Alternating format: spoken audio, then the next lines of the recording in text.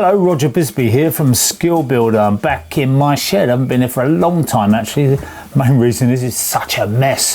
It took me so long to clear it out.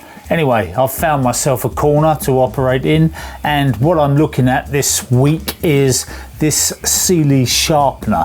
If you've got circular saws, if you're like me, use plunge saws, chop saws, circular saws, and you've got blades which become blunt, and who hasn't, quite honestly, then you can either send them away from sharpening, or you can do what some people do, which is just toss them away and buy a new one, or you can buy some kind of sharpening machine or kit to do it with. Now, I have seen people do this job with a little diamond hand file, just tickling them through, and it kind of works to a certain extent, but in order to get some precision you really need some other kind of setup. Now, I bought this from Toolstop, and it cost me just around the 70 quid mark, and I thought I'd give it a go.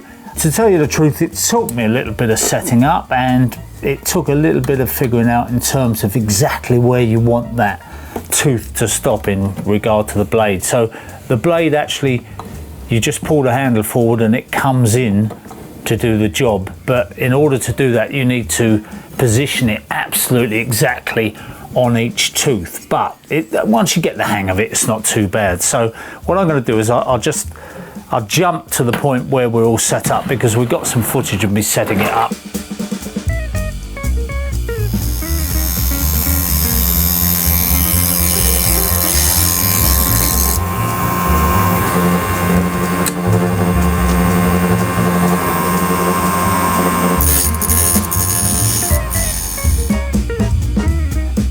I'm going to speak a bit more clearly.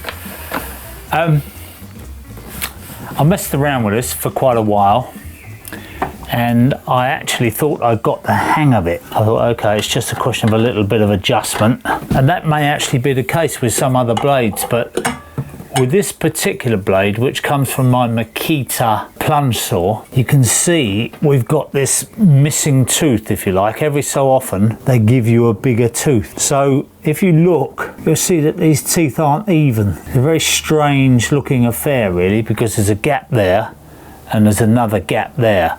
And what that means is that when you put this blade on to the table and you adjust it so that that back stop is stopping the blade in exactly the right place for the diamond wheel to come in and do its bit, that's all very well for those 5 teeth, if you like. 1, 2, 3, 4, 5, 6. 6 teeth, and then we've got this funny gap.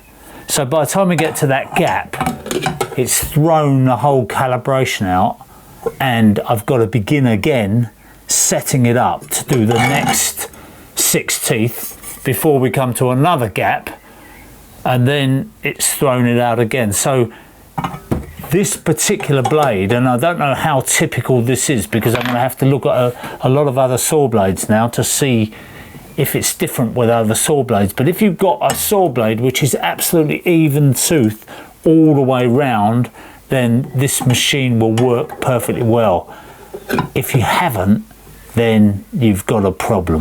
Now, there is a way of doing it, and the way to do it, I would guess, is that you ignore this arm here, you push that one aside, and you literally just come in and tickle a tiny bit off each tooth.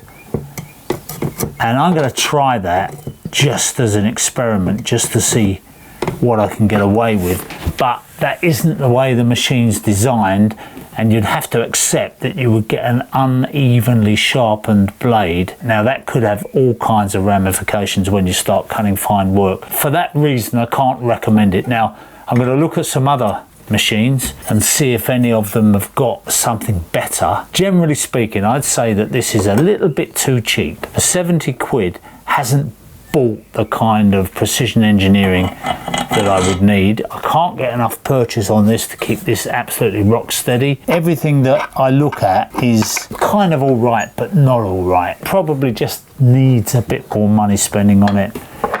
I would rather have spent another 50 quid say, and got myself something decent that actually worked than messed around with this one. So I'm sorry to say that, because I had high hopes of it, and I'm kind of stuck with it now because I've bought it. I'm going to have to see how I can adapt it, and I'm also going to have to see how it works on other blades. But I took that one as a random selection because it needed doing, and I just took that one straight out the Makita plunge saw, and sadly it hasn't done the job that I want. When you start looking at blades, if you're not talking about plunge saw blades, if you're talking about ordinary circular saw blades, you can pick them up for about 18 quid, the Freud ones and so on. And even the Irwin ones are not that expensive now, so you can pick up a nice sort of aftermarket blade, if you like, of reasonable quality, or in fact very good quality if you look at the Irwin ones and so on. You just have to ask yourself whether it's worth all your time and trouble sharpening those blades.